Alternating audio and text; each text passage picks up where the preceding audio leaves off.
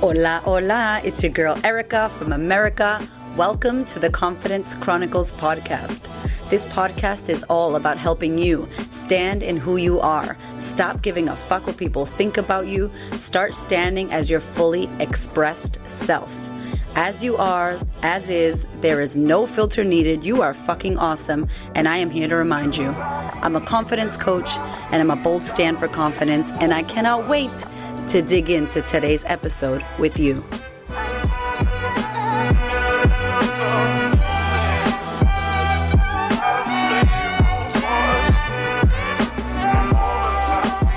My darlings, hello. I am so happy to bring you today's amazing guest, the gorgeous Fleassy.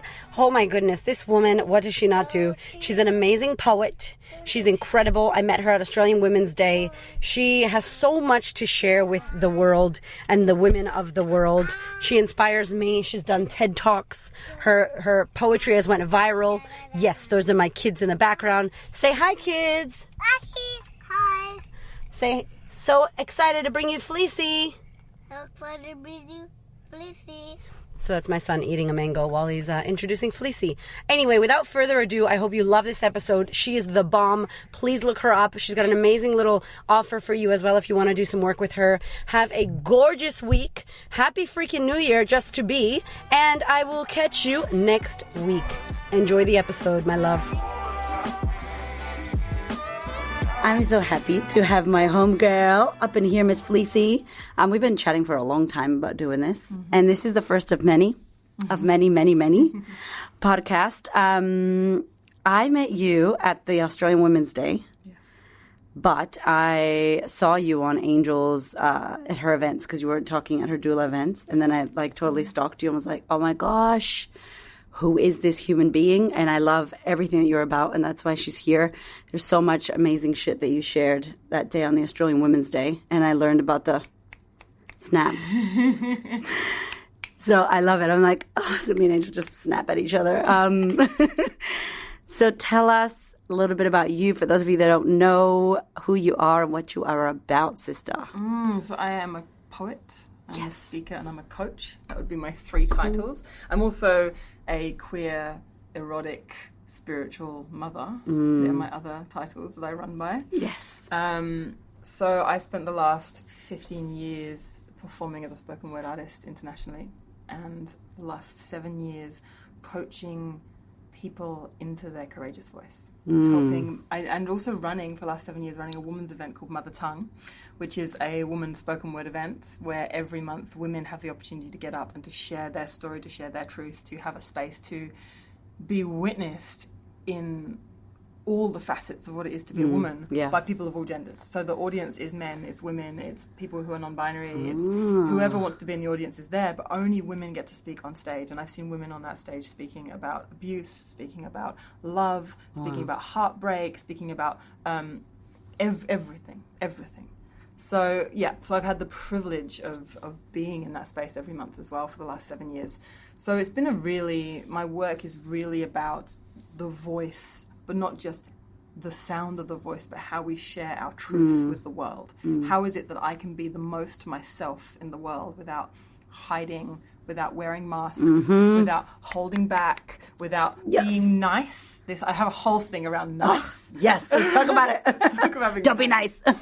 Yeah, well, do you know what the word nice means? No, tell me. So the etymology of the word nice. Etymology. Okay, Etymology. First of all, I So love the word it. Okay. etymology. I love this word. I love words.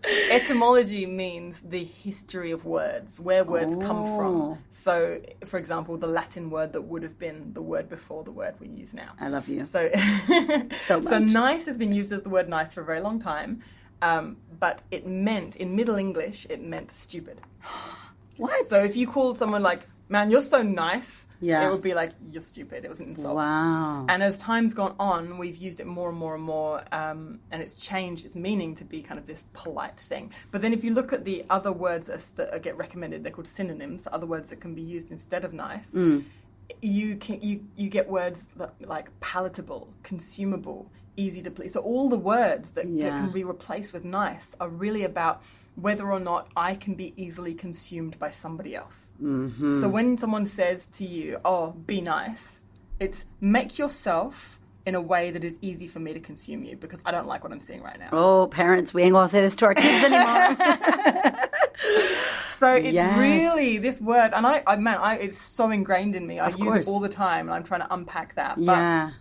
But this word, I mean, I want to use kind. I want to use Kind is angry. good, I want to use yeah. courageous. I want to use fierce. I want to use loving. I want to use all these other words. But nice, I think, has been used to keep women small a lot. Yes. The nice girl. The nice girl, the nice woman. And there's so many different ways of being nice. There's the meek nice, and there's the overconfident, hi, wonderful to see you, it's lovely to meet you. Yeah. Kind of nice as well, you know. And they're all masks. It's all hiding who we actually are, because we're so petrified. Yeah. If somebody sees what's behind it, that we won't, that is not okay. And we haven't seen much of it ourselves, so we don't want to face it. It's like, never mind, show it to someone else. Totally. If we get told from the age of 4 to be a nice girl, then, and whatever that nice looks like, then of course we've never had the chance to even explore it. And every time we do step into it, we get told we're hysterical. We get told we're an angry feminist. We get told we're, bossy, or any of these other words, a slut, any of these other words that get put onto women who aren't nice. So, There's no space. Don't be nice. Don't be nice. And that's actually in the spoken word scene, when you do slams, which are like competitions, when the poets get up on stage, there's call outs, especially in the States, where people call from the audience and they shout things like, go in, poet! You know? Yeah. And one of them is like, don't be nice! I love it. It's, I really like it. Oh my gosh. Oh my gosh. Okay. So how did you, I know, but tell everybody else, how did you get into this? How did you become who it is that you are right now today? Because we know that's ever changing, but what was your story from childhood to adolescence to finding this, to being this like leader for women to use their voice? Like, how did that come about?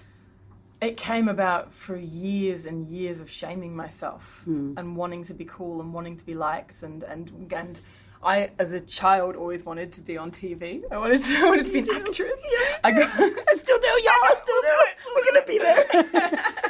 No, I got asked. I remember somebody asking me when I was about 7 what I wanted to be when I grew up, and it was, I want to be an actress, an artist, or a rat catcher. They were my three. Rat catcher. And I feel like in some ways I do all 3 now. I'm good at all of these. I'm good at all of them. Like, oh my gosh. I am definitely an actress. I show in some level. I'm always on stage. My life is about the stage, right? I'm an artist. Yeah. I show up with my art and my truth in the world, and I'm a rat catcher, as in I look out there and I will not stand any fucking rat coming in. Yeah. And I will call it out, and I will cage it up, and I will change it into a cute little mouse before I send it back out into the world. Oh my gosh. Yeah. So Anyway, my story. Yes, I know. I'm like, there's so much more. Yeah. So she's a rat catcher, and now. So I wanted to be an actress, and I would go, but I was also a kid that had a lot of self-worth issues. I was the bullied kid. I was not cool in my eyes. I really struggled with that side of myself, with my self-worth, through just the way the world had spoken to me as a young girl, as a daughter, as a friend. All of that stuff. Yeah. So I did stage school, I did all of this stuff. I went to the Brit School, which is the Brit School of Performance Arts and Technology, which is the place where a lot of the kind of famous rock stars have come out of in England. And, on some level, it's like you can only get in if you audition, so you've got to be good to get in there. Yeah. But being in there meant I was surrounded by people who were excellent. Yeah. So it could have taken me in 2 ways. It could have taken me in the confidence of like, I must be good if I'm here. But instead, it took me, because of my shame stories, it took me to the, oh my God, everybody else is so good. Yeah, I don't deserve to be that's so here. true. Yeah, so I made myself smaller. I was living in a world as a woman that told me to be small. I was living in a world where my own mind was telling me to be small. And I was living in a world where people around me were using languaging that they'd been taught, like our parents and things like that were telling me to be small. I just made myself smaller and smaller and smaller. But my genius is the stage. I glow when I'm on the stage. I captivate when I'm on the stage. You do, girl. Oh my goodness. Right? So and this is the thing now, like so many girls have been told to don't be such a drama queen. Oh, you're trying to be the center of attention all the time. Or you're such a font of knowledge. Like every time we speak up about something, we get crushed. Whereas if someone stepped forward with a skill at maths, they'd be like, wow, you should be channeled into this area. Yeah. Whereas if you show up as a skill of captivating people, you get told to be small. Yeah. Right? And what had to happen to me is I had to keep showing up on stage and getting off stage and feeling shame every time. I got on stage, I shone, I got off stage, I felt shame. Over and over and over again until I was at a point, so I was trying to be someone else on stage because I didn't want to feel shame. Yeah. I wanted people to like me. I wanted to be cool. I didn't think that who I was deserved to be up there. Wow. And of course, every time I'd get up there, I'd pretend to be someone else. I'd feel like shit because that's what happens when you pretend to be someone else. Yeah. And I'd feel shame. And I ended up rejecting society completely. I went into activism. I lived on and off the streets for many years. And I took a backpack and I tried to see how far I could travel without flying. Wow. And I ended up from England, I ended up in Thailand. Yeah. Yeah, so I travelled overland to Thailand. How? You didn't fly? No, I didn't fly. No. I used buses, trains. I hitchhiked a lot of the way. Yeah. How old were you at this time? I left when I stopped flying at 20, 21. I think, no, 20. Yeah. And I spent a few years backpacking around Europe. And then I left when I was 23. Wow. And I ended up spending 2 years in Asia, living in Asia for 2 years. And in that time, I was in a specific place where I was performing to the same audience every week. Yeah. And that audience sometimes was just 3 people who were my close friends who lived at that same place as me. And sometimes it was a room full of tourists, but those 3 people were still in the room. Yeah. And when I showed up, and I was spending every day with these people because I was living in this tiny little bay where you could only access by boat. I was living in the middle of nowhere on a tropical island, and I'd see the same people and I'd be in the audience with them, and then I'd get up on stage and I'd become someone else. Yeah. And then I'd get back off stage again. And I realised you can't ignore it at that point. Yeah. When you're being 2 different, it's Jekyll and Hyde. You know, I'm being 2 different people with these people that I care about. And I realised that I couldn't do it anymore. I couldn't stop being myself when I got on stage because that's not who they loved. Yeah. Yeah. I have one of my incredible students. Her name Marilupe is her name, and she's one of my Rise students. And she came to me. She came into the course, and she ended up taking this and doing podcasts about it afterwards. She went off to after doing the Rise program. She went off to see her family in Mexico after having not seen them for years. And she got there and she was like, fuck, who have I been letting these people love? Oh, yes. Who have I been? I love these people, and I have been allowing them to love somebody that doesn't exist. Yes. Not love me. Wow. Oh my gosh. Right? And that is the core of the work for me. It's like, I don't want people to love somebody that doesn't exist. I don't want to show up as somebody that doesn't want to exist. I want to show up as myself. Yes. And so through that process of showing up to my loved ones every week on this stage, the people that I cared about, I had to learn to actually face all the demons, to face the shit. And I realized that the stuff that I see of myself when I'm on stage, all those thoughts of like, who am I to take up space right now? Who am I to have my voice heard? Nothing I say is going to be worthy. My story isn't worthy. My art's not creative enough. I'm not funny enough. All these shame stories that we get when we're up there. I'm not pretty enough. Whatever it is. Yeah. They were all getting in the way of me actually just being myself and being seen by people. And they were stopping me. And so my work has become how to unpack that. How do we stop silencing ourselves? How do we stop letting the world silence us? Yeah. And how do we reclaim our voices in a way that is honest and courageous and true to who we are? Oh my God, you're going to hear all about where you can sign up to do the things because when I met you, I was just like every single one of the women that I've ever met in my life, not only like who I serve or who are my clients or students, but like every single woman in the world, every single human, I believe, right, needs this. Like, and you are such a trailblazer, such a leader, such a thought leader for this in this space. How did you come across, like, you know, you were doubting yourself, you didn't believe in yourself when you were younger. How did you kind of, I don't want to say heal that, but how did you work through that? And did you pick that up from like your upbringing or your mother, or like, you know, did you pick those things up? I pick it up every time I open a magazine. I pick it up every time I look at the TV screen. I pick it up every time I look at another woman and think she looks slutty in that skirt. I do that to myself. Yeah. Every time I shame another woman because of the story I've been told to do, we've been taught as women to compete and compare. That's what we do. We compete and we compare. And we don't celebrate each other. Yeah. Ever. And so I was brought up, and yeah, totally. My parents did it to me. My mum did it to me, definitely. Yeah. We all, but that's not her fault. Yeah, it's the because it fault got of the into her, society totally. that teaches us how to do that. To not know how to process our shame in a way that is actually constructive and creative. And you asked me how I healed it. I haven't. I haven't healed. It's still there because I'm still opening my eyes every day and seeing billboards with women with waists that are like tiny and breasts that are absurd. I found out the other day that I know that people Photoshop images, but I found out that photographers that I know that photograph within my community still bring in people's waistlines and still cut, and I'm like, what? I know. What? I thought we were beyond that, but no, because it's not their fault. It's normalized to do that. That's how you make a woman it's almost look like good. that's how it should be. Exactly, and. See, I say that I haven't healed it, but what I've done is I'm crafting a new relationship with myself. Yeah. I don't want, because what had happened is I got brought up to abuse myself. Yeah. In the same way that the world was abusing me. Yeah. So the words that if I think about the things that my brain says to me, if I imagine myself saying that to my daughter or saying that to my friend or saying that to my loved one, my lover, my partner, that would be abuse. Yeah. Right? Yeah. And so what I've done through my work is the first step, 100%, before any healing can happen, the first step is awareness. What is actually going on? And is it serving me? Yeah. Like, what am I doing right now? What am I saying? How am I showing up? How am I hiding? How many ways am I lying to make myself look better? Yes. Yeah? And that is the first point, is getting to know that stuff and actually having compassion and be like, oh, wow, I'm doing all this stuff, and not hating on myself for it. Yes. And just being like, I see why. I see why that's happening because the world is teaching me to do that. Yeah. And the generations of women have been taught to do that, and we've passed it down our lineage to each other.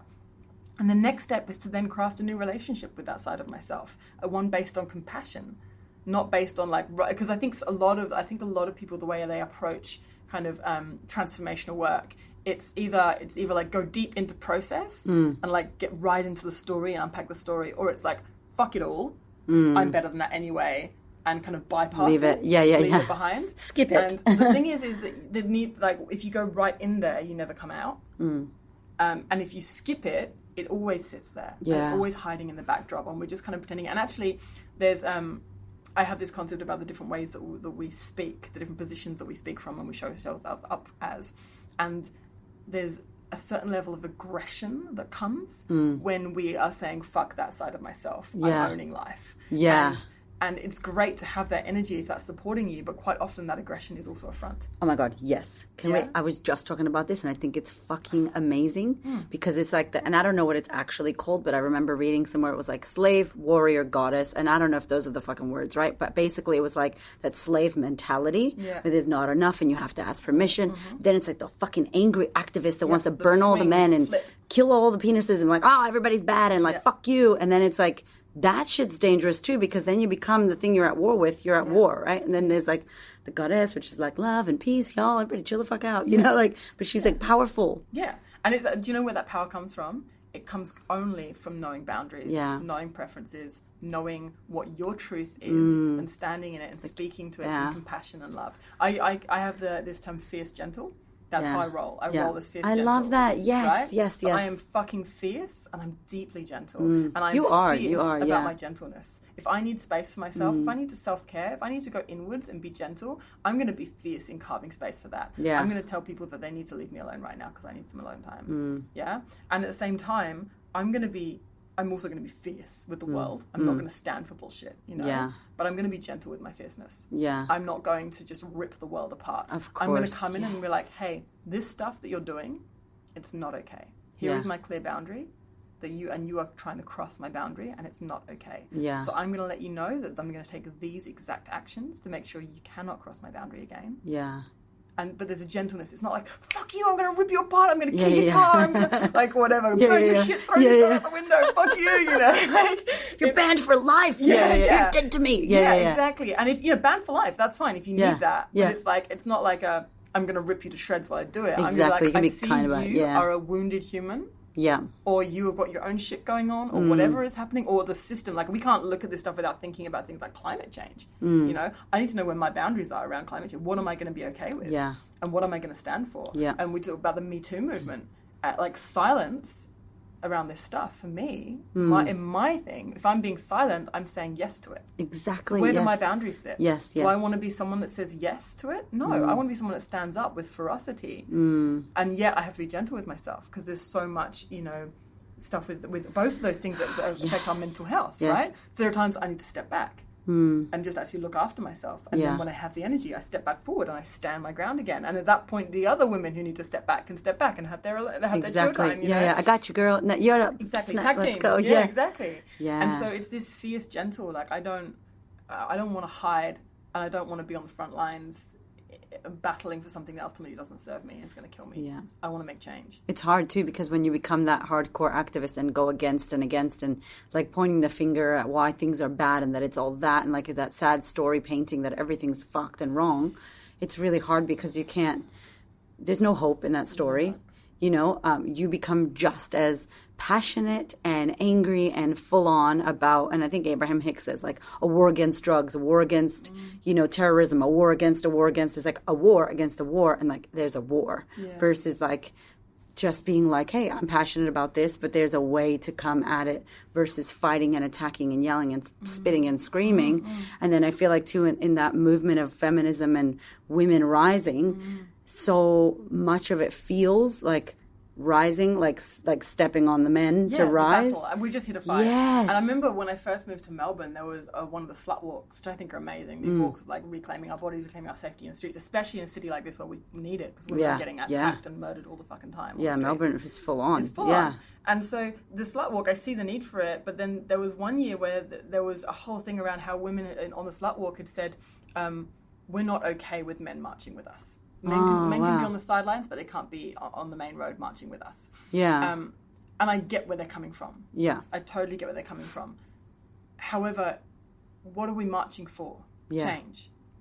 And if we're constantly marching for change, when do we start to allow change to happen? When do we start to let operating from like healed versus wound, bleeding and sad and and that stuff is needed. Sometimes we need that, and when the battles first rise, we, like you say, we're going from the wounded to the warrior, and it's like, we need to like rise into that. Yeah. But actually, if we want if I'm always like, okay, I'm only going to let men into my house. No men can come into my house until they change. Yeah. And then, you know, some guy comes along and he does the work, and he fucking does the work, and he steps up and he's like, hey, that's me. I'd love to stand beside you and say that. No, you're a man. I'm not letting men into my house until they change. Yeah.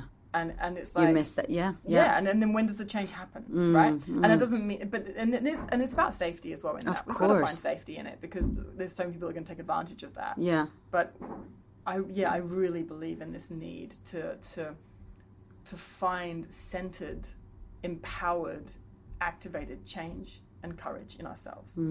So we don't need to be aggressive. We also don't need to be submissive. Yeah. We can be really in our center, in our strength, with how we make our life choices. Yeah. With how we have our interpersonal conversations, how we talk to our loved ones, how we talk to people that we care about, how we talk to ourselves. Yeah. And I struggle. Don't get me wrong. Like people, like you say, you know, how did you heal this stuff? Haven't healed it. Still, like it's working. It's work. It's constant. It's a practice. It's like yoga, right? People talk about yoga, and there's the people that come at yoga with like, oh yeah, I want to get to this goal. But the thing is, there is no goal with yoga. Exactly. Because every day you wake up and every day you have to get on the mat. And there are some days that's going to be easy and you're going to stand up there and you're going to bend over and your head's going to go up your ass and it all feels great, right? You can bend, you can wiggle, it's all good, right? And then there's going to be days where you're not going to even want to get out of bed, let alone stand on that mat. Yes. Okay? You're not less of a yogi. You're not less of a person. You're not less, you know, it's just a harder day. Yeah. That day's harder. And then there's going to be days that you can get on the mat and you can just about bend over and touch your knees. And they're all relevant, and they're all worthy, and they're all okay. And it's just, how can I show up today in the most courageous way? So there are days that I want to get up, and I can be in my central self, I can be empowered, I can work my way through the day, and it's easy. There are days that I wake up and I don't want anyone to look at me. And I feel like shit, and I hate myself. And it's how can I then apply this stuff? How can I take care of myself? How can I be as courageous as I possibly can whilst feeling like this? How can I care for myself through this? How can I, and this is what it's about, because it's a practice. Yes. And I really don't believe in these like 5 steps to, I mean, a lot of my work comes under public speaking coaching, right? That's kind of where I say that in inverted commas. Of course, because people have to understand what you do as well. If you're like, I'm the witch of the tantric, blah, blah, blah. What the fuck is that? Exactly. Like, explain it. Yeah, so it's good. So I frame it as public speaking. Yes. Because to me, public speaking is speaking to anyone other than ourselves. Yeah. And sometimes it's speaking to ourselves. Yeah. And every single client that's come to work with me has not been afraid. They've said, I'm afraid of public speaking, or I've got a fear of public speaking, right? Biggest, number one fear. I know, people, right? Of all the careers for me to pick the one that everyone's the afraid biggest of. fear, of course. Pick the one that everyone's afraid of, That right? is you, baby. That's I got you. Why couldn't I pick like bunny cuddling or something? Yeah. Like, cuddle bunnies, that's a great idea. I'll catch rats. Yeah, totally. I'll catch rats. I've got rats, come catch them.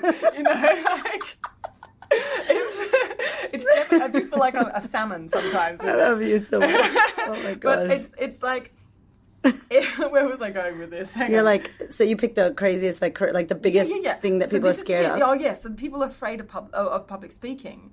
But then no one that I've met that's come to me is afraid of the public. And no one that I've met is afraid of speaking. What they're afraid of is being seen. Yeah. Every time. Yeah. Every single time. And so, yeah, it's public speaking for the stage, but it's actually what happens on the stage. And this is what I was saying, when I was up there in front of those people every day, or every week, in front of my loved ones on the stage, I realized it's not just on the stage that I'm doing this. I'm doing this every moment of my life. I'm wearing masks. I'm hiding from people. I'm giving people a compartmentalized, nice version of myself so they can consume me, so I don't feel shame. Yes. Right? And that is what I want to unpack now. And that is really what, you say, how do you heal it?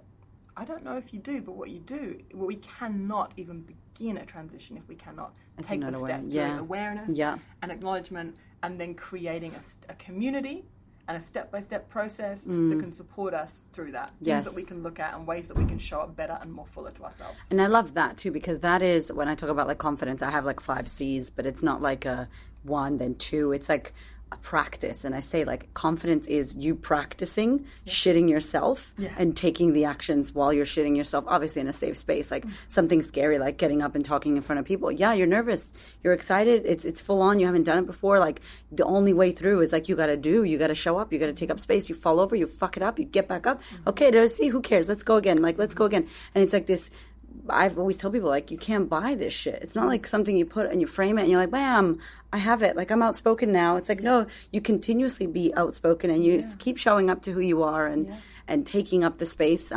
What's it called, Angel? I was going to make her a t-shirt that said, like, professional space taker-upper or something like that. And it's like, yes, I'm just a walking space taker-upper. What do you feel with your students? Like, because I know that you have different programs and you do mother tongue. And, like, what do you feel like is the biggest, like, the thing that you see the most where people come and have trouble with? Like, something that's really hard for women that you see like the most? And because I'm thinking about the listener going, yeah, but I can't do that, or I'm worried about this. And well, that's the biggest thing, right there. Yeah, I can't do it. I mean, like, it's a sense of, there's so many of them. Like where we can talk about like the symptoms of like, I don't think I can express my sexuality in front of other people. So I've had clients come and they've, like in Speak Up, which is a poetry course essentially. Of course it's not. It's really this stuff, but they came at the poetry course. People write an erotic poem. They're like, oh yeah, but I couldn't speak this in front of an audience. Why not? Well, because as women, we get shamed with our sexuality, right? There's women who come and they do, I mean, I don't just work with women, right? Like a massive demographic of my people are women because that's where my passion is. Yeah. And so women will come in and they'll do they'll write something that's angry, or they'll want to express anger, and they'll be there and they'll be like, I'm so angry at you right now, and they'll be smiling and their eyes will be wide and they'll be like, high pitched up here. Yeah. And it's all there's no actual anger being allowed through. Yeah. Because they're making it nice. Because it's not okay to be actually angry. Right? Yeah. And so there's these nuances of ways, and it's tricky. The mind is tricky. Yeah. Right? So I'll get people who come and they'll be like, no, I'm just a really happy, confident person all the time. Yeah. No, that's just what, no, I've just always been. I remember when this person died, I was just smiling the whole way through. And that's just who I am. That's just how I grieve. That's how I'm getting, and maybe that is. 24/7. Yeah. Maybe that is. And I'm always like, yeah, I hear you. Maybe that's true, but can we look a little bit deeper just in case? Yeah. And a lot of the time, there's an element to it that's true, but there's an element that's a mask. And masks are amazing. They're amazing tools that we can use to protect ourselves. But what happens is there comes a time, if we use them too much, that we stop using them and they start using us, right? And we start to believe that that's how we are. Yeah. I'm just a shy person. Oh, no, I'm an introvert. Oh, no, I'm an extrovert. Yeah. Bullshit. Yeah. You're a Here's human. my label. Yeah. You're a human, and you have a fucking spectrum of emotions and a spectrum of days and different ways of feeling. And when we don't feel safe, we hide ourselves. Yeah. And we hide ourselves in the sneakiest ways. Yeah. Even to our loved ones, like my student said, who have I been letting these people love her whole life? Yeah, wow. Yeah, and you get to see how they're treating you, and it's like you're giving permission as well, like to these friends and these, what is it, like you're teaching people how to treat you, and oh my gosh, and that's a massive one when people start laying down their boundaries, when they've been someone who's just been like allowing things to happen, and then they're like, actually right now this isn't okay for me. Their friends go, I do it. I see myself doing it to people. I'm so used to not laying down boundaries. They lay down boundaries, like, what the fuck are you doing? Lay down a fucking boundary. What are you doing? What? You can't say no to me. Yeah. You never say no to me, you know. But it's me. Exactly. Oh my God, can you speak to this, because so many of the clients, students, listeners are like, and I think it's great if you talk about what a boundary is, because like that is punishment versus boundary versus what is a boundary, and how can somebody set a healthy boundary. Okay. That's like a whole podcast. Yeah, sorry. That's the whole thing. But we'll do a little version and then part 2. So for me, I got this from a life coach that I worked with a few years ago, and I was going through some stuff with someone in my life, and he said, do you understand the difference between a boundary and a preference? And I was like, yeah, of course I do. Yeah, I get it. Yeah. And he's like, well, what's the difference? And I was like, I don't know. Yeah. And he said, well, a preference says, I would rather this didn't happen. I would rather that you didn't do that. I'd rather that you didn't stroke my face right now. Yeah. I'd rather that you didn't order my meals for me without checking in with me first. Yeah. You know, and a boundary says this will not happen. Yeah. And if you do cross this boundary, or if you look like you're going to get near this boundary, and I feel like you're going to cross it, I'm going to do these exact things to ensure that it will not happen again. Yeah. Right?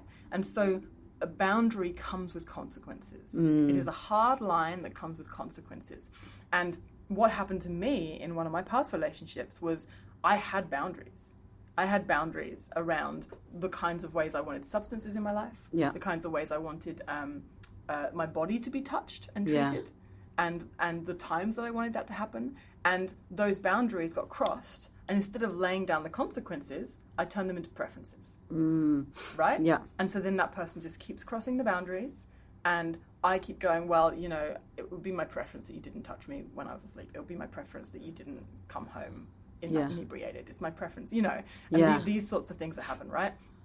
And then what happens is, because I've had my boundaries stomped over, because I haven't acknowledged that they're boundaries to myself, because it's hard to lay down the consequences. Consequences mean leaving.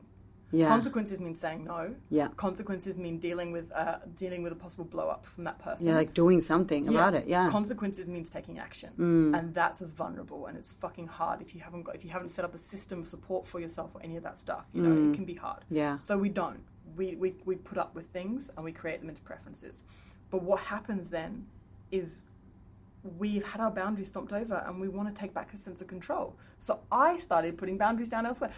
You can't do the dishes like that. I can't believe you're cooking it this way. And we become the nagging bitch. Yeah, right? Yeah. And I'm putting down boundaries and all these other, no, you can't go out tonight. What are you doing? I can't believe you've only just got home. You said you were going to be home 10 minutes ago, and you've been late by 10 minutes. Yeah. You know, and we start to become absurd with the other areas of control that we lay down. And we start laying down these weird, harsh boundaries. And that person might not even know they've crossed our boundaries. Yeah.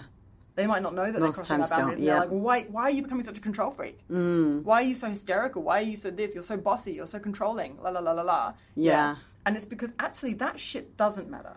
It really doesn't matter. But because what really matters to us is not being acknowledged, is not being looked after, is not being held, we need to find some sense of control somewhere in our lives. Yeah. And so it goes over there, right? So the difference between a boundary and a preference for me is I ask myself, you know, am I saying I'd rather you wouldn't? Or am I saying don't? Yeah, yeah. I will not have this in my life. Yeah. And if it's a boundary, what are the consequences? And am I prepared to lay down those consequences? Because my sometimes I'm God. like, oh, I think this is a boundary for me. And I'm like, okay, well, the consequence of that is to, perhaps the only consequence of that is to leave this relationship. I'm like, oh no, I'm not actually prepared to do that Yeah. over this. Oh my gosh. I'm like, well, okay, if you're not prepared to do that, are you prepared to live your life knowing that this is going to keep happening? Well, yes or no. Maybe yes, and if so, then how do I then create a support system for myself? Yes. So I know that I'm supported when those things happen. Are you all listening to this? If I had that button that goes brr, brr, brr, brr, brr, like I would be pushing that button right now. Like, yes, snap, all the snaps. Yeah, Oh because, my and gosh, I mean, like, gold. Okay, so here's an insight into me. I'm polyamorous, right? Yeah, So tell them what that means. so yeah, Yes. so that Good. means I can have more than one lover. Yeah. That doesn't necessarily mean I'm having sex with more than one person. It doesn't mean I'm having sex with anybody. Yeah, yeah, it yeah. means that my nature is to love and to be attracted to more than one person Yeah, at a time.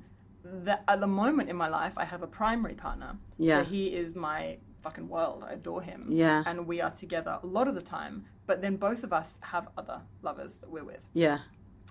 It doesn't mean I like don't a feel dream jealousy. life, Oh, well, it Well, is. But yeah. it totally is for me because otherwise I'm lying to myself. Yes, perfect. And he's lying to me. Yeah. And because what happens is a lot of people are like this, but they're doing monogamous because that's what they're told to do. Yeah, Not that yeah. monogamous isn't a thing. It's totally a thing. Of But not course. for everybody. Of And some course. people You are got to doing know monogamous. thyself. Yeah, and so what they end up doing is lying and cheating, and everyone gets hurt, right? Yes. Whereas if there's space for me to go up to my partner and be like, hey, babe, I'm getting vibes with this other person. Yeah. And depending on what your agreements are, Yeah. every polyamorous relationship I've had has been different, right? Yeah, yeah. And so it might be that all I do is I go, I just want to let you know that I have feelings for this other person. Okay, cool, babe. Thanks for telling me, and that's where it sits. Yeah. Or it could be like, hey, babe, I'm having feelings for the other person. I'd like to explore that. Yeah. How would you feel about that? Or it could be, which is the relationship that I'm in at the moment, Yeah. because it's how he is if he feels in the moment that it's right to connect with somebody, he wants me to trust his autonomy. Yeah. That he can do that, and that he will still come back to me with deep love and still be there for me and still be my partner and still Yeah. be our loving. So he doesn't want to have to check in and ask my permission to follow his heart. Yeah. Yeah. Right? And that's fucking hard for me at times. Yeah, Oh yeah. my God, it's so hard for me. Yeah. Yes. But when I entered that relationship, I knew that about him. Yeah. He was straight up from the very beginning. This is Awesome. what I can offer you. Yeah. And this is who I am. And he has never lied to me. Yeah. Right? And so I go in and I go, well, if this person is going to be honest with me and is going to be absolute transparency, which is my core values, honesty, courage, and connection, right? Yeah, They're yeah. my core values. So if he's going to be honest with me and he's going to be courageous enough to actually show up in that way, Yeah. and he's going to choose connection for us, then I need to know that when I enter this relationship, is this a preference or a boundary for me, for him not to be doing, for me to know who he's going to connect with before he does it? Yeah. Yeah, Perfect. That's right. Yeah. so going back to boundaries and preferences. And so I'm like, okay, well then, for me, if it's a boundary, the consequence is I cannot enter this relationship. Yeah. Okay? So is this love worth Yeah. that? And we've got to be prepared to say no sometimes. Yeah, yeah, Because often we 100%. don't, right? Yep. So is this love worth that? And I decided, yes, this Yeah. love is worth that. That means this love is worth doing the work. Yeah. Which means that when I get triggered, I need to know that I have some support system. Mm-hmm. And I'm lucky enough to have an agreement and a relationship with him where he will provide a certain level of support system for me if I need it. If I'm like, babe, I'm triggered, he's there. He's Yeah. like, cool, let's connect. And I love that you I just did this whole post and video on triggers, and it's so funny to watch I don't really chat with people and fight with people because I'm not going to do that. I be coming from love, but I'm like, man, I'm chatting with these people on this post about triggering because I love that you said, I'm getting triggered. Yeah. Like it's my responsibility how this is affecting me, but you can go to him or whoever your partner or friend or anybody is and say, hey, this is how I'm feeling, and take responsibility for how you feel, but not that they're not involved. Yeah. You pull them in as well, which is like, that's like triple responsibility. Totally. And Like, in that, it's not that he necessarily has to change who he's being. Yeah. But then let's just keep using him as an example. If he was to then go, well, I hear that you're feeling like that, but that's not my responsibility right now. Yeah.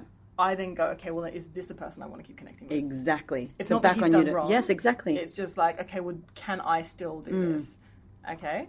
And there was a time at the beginning where that happened, and he's like, well, actually, I can't offer you. I had some needs that I expressed, and he's like, I can't offer those needs. And I was like, okay, it's over. Yeah. And he was like, okay, all right. And he left. Yeah. And I fucking like wept for 24 Yeah, hours. yeah. Oh. And he came back the next day, and he was like, so I'm feeling pretty numb because it doesn't feel real. And actually, I will make that. I'm prepared. So he worked out what his preferences and boundaries were. Great. And I he love realized- this. Is so good. Yeah, and so Yeah. we've come, and we're still, it's a practice. Of course. Every fucking day we show up to each other. Yeah. And when I talk about, like you said, it seems like the dream life. Yeah. It is. On one level, it's Yeah. fucking hard. Because we have to process and we I've read a lot talk, about and we have to do a lot of it stuff is like difficult. that. Yeah, because But- you have to have full honesty and full honesty. Yeah. But that's it. You say that. You have to have full honesty. Yeah. I don't want, even if it's a monogamous relationship, I don't want a relationship that hasn't got full honesty. yeah. So actually, the one thing that being polyamorous has given me, Yeah. and I've been out as poly since I was 17, right? Yeah, yeah. So the one thing it's given me is I've been surrounded by people who are willing to do the work. who are Nice. willing to be honest. But it is very, I don't want to say it's like an awakened way to live, but I feel like it, you know what I mean? Like You have it's to a be very, ready. You have to be ready. yeah, but also do the work. Like Yeah. it's who was it? Aubrey Marcus, some guy who has a podcast. He was talking about that with his partner, and they were both, and how they were, and they're like a public eye. Mm-hmm. He's like a famous guy, and he had a podcast on it, and he was crying, and she was crying, and they did a podcast about how they were breaking up and how hard it was, and how, it was just like me and Hamish were listening to it, like, you know, we're obviously monogamous, but we're like, wow, that is like, because we both do this work, and we're like, that is Next the level. work. Like Yeah. and one of my old mentors, a cult that I was in, anyway, he was like, it's all energy, and in my core believes that. Like what me and Hamish both were like, but it's so the ingrainment, the conditioning, the level of mind, like the level of like education that you have to have, like to be able to do that is like, this is actually one of the hardest things, I believe, because of how we were raised, what the world we live in. We're on planet Earth in 2019, and how that is to be able to do this, like. It's actually so enlightened and awakened and puts you into the deep work, because it's easier to just do what society says and get married and certificate. And, you know, even that is like, oh, that's a whole nother podcast as well. People say to me, they're like, oh, yeah, polyamorous relationships don't last. I'm like, well, you name me. How many monogamous relationships can you name? It's true. That have lasted? Yeah. And actually, made me reframe, what does it mean to have a successful relationship? It's not about how long it is. It's how well do you move through that relationship. And it may last 4 months. It may last 4 years. It may last 20 years. But it's like life. Like, exactly. You had a great life. It's like one of my mentors, Byron Katie, I love her. And she's like, you know, people are like, oh my God, a baby died at 2 months old, didn't have a full life. And she's like, that was her full life. Yeah. The baby lived for 2 months. Yeah. She had a full life. Yeah. What's 99 is a full life? Yeah. Like, what's a full air quotes life? Like, what's a great relationship? It's never ending. It's oh man, you are, can you just like, oh. So is there something I wanted to close up in that? I don't know if it was. Relation. I Sorry. was going somewhere. I'm like so Gemini. No, me too. I'm a double Gemini. Are you? Yeah. Can we cuddle? Yes, we're just gonna have a cuddle break. Oh my gosh, you're a Gemini too. Yes, I'm double Gemini with a Scorpio moon, and I was having a photography session Oh with my God, when's your birthday? June 20th. June 17th. June My 17th? mom's a Gemini too. My son's a love Gemini. Geminis. Oh my goodness, Hi, I love Geminis, you. we're listening. Hey. So yeah, it was funny. I've got a Scorpio moon, and I was like, this photographer who's really into astrology was doing this photo shoot, boudoir / professional beautiful. photography. So there was like, But they're a boudoir photographer and they're a Scorpio. he's not a Scorpio. Okay. I don't know what he is, but Because that's the sexy bit. Yeah, well, that's just it. I was like, oh yeah, no, I'm Gemini, Scorpio moon. He's like, hang on, whoa, Scorpio moon? I was like, yeah. He goes, oh well, that's what that is then. Yeah. And that's what I'm seeing. I'm like, what? He goes, well, it's that kind of like love of like rebirth and death and sex. And I was like, yeah, that's me. It's like life, death, and sex. That's where I live in those realms. And so Oh yeah. my gosh. Oh my gosh, just I said you know. went So off. sorry. Gemini. We have to go back to like the thing. Okay, so the monogamous relationship, boundaries, preferences. Boundaries Yes. and preferences, yes. So how do you know if it's a boundary or it's a preference? Yeah. You feel in and you work out whether the consequences that you have to take are something that you're prepared to do. And or the flip side of that, if not taking those consequences is actually going to be more detrimental to you in the long run than taking those consequences. I didn't want to leave that abusive relationship that I was in. I didn't want to. Yeah. Because I had all this fear about what might happen. And also, I loved him and he Yeah. loved me. Yeah. You know, there's always that side of it. Of course. There. Just because abuse there doesn't mean there isn't love there. Yeah. But If you keep, yeah. actually, I'm so glad that I left because we're both happier for it, right? And this is the other thing when we talk about, you know, this conscious relating, whatever term you want to use for it, Yeah. like that we do in the polyamorous relationships or any relationship, really, where we're ready to show up to each other, Yeah. like you were saying with you and your husband and this person on the podcast, is that it's not just me and my trauma. that's integrating, that's like interlocking with that other person and their trauma. Yeah. Right? I like to say we're all little bubbles of trauma, and we're all walking around like bumping our trauma bubbles on each other. It's like the bumper so, cars. So somebody comes down the street and I'm wearing a like blue dress, and another lady looks at me and she really doesn't like that color blue, and she looks at it and pulls a face, and I go, oh my God, that woman thinks I'm horrible. She must be really horrible. And I pull a face, and then she goes, oh my God, that person hates me. Oh, and so I'm going to ignore them. And then I go, oh my God, that woman's ignoring me. She's so up herself. Yeah, right? yeah. And there's these two trauma stories playing out on each other, which are just both based on speculation and lies. They're not based on truth at all. Yeah. Right? And we're all doing it all the time. And it's how willing are we to really own what's going on for ourselves. When I talk about honesty being a core value, it's not about how honest I'm going to be with other people. It's firstly, how honest can I be with myself? Yeah. And this question of like, how many ways am I lying to make myself look better? That's a damn. You guys, you got like 15 punches in the face in this podcast in a good way. Loving bitch slap punches from Fleassy. Wow, I love it. That's just what you just said there. Is so huge. And y'all, if you need to go back to values, it's like podcast number 4. It's something that we have to work out, because obviously they change. Your values change as your life changes, as you change. But understanding the honesty with yourself, like that is core. If you can't be honest with yourself, then all of the things you're touching, it's not a real, Yeah, if I'm not being honest about who I am, then who am I? Yeah. And what's this world? Like your lady, Maria Guadalupe, what's her name? I just called her like a full-on like... Maralupe. Yeah, like you go back and you're like, oh my goodness. This is why like going to retreats or being a part of your program or doing work with a mentor and like really unraveling the yarn of things and being like, ooh, and coming out and seeing this bubble that you were in before and how like you've set that up to protect yourself from you. Yeah. And it's like, oh my gosh. And it's layers, and it happens, and we're recreating those bubbles all the time. So every time I think I've nailed it, I've not nailed it. Yeah. Never. Yeah. Never have I. You say Byron Katie, you love Byron Katie. So I used to look at a lot of her stuff, and I remember one thing she said I watched years ago, and she was talking about her son, and she was thinking, oh, he really needs to do the work right now. And she was like, oh, if I think he needs to do the work, I need to do the work. Yeah. Right? So every time I love think her turnaround. I love it. Every time I think somebody else needs to do the work, I'm like, fuck, I need to do the work right now. Yeah. I need to work on myself right now because I'm judging this person. Exactly. I'm obsessed with that work, and I tell y'all know already, because I just think that the one thing we can get a handle of, and it's the hardest, is like how we choose to think. And if like chemically it makes us feel a certain way, that's probably the most important thing in the world, is like, how are you thinking?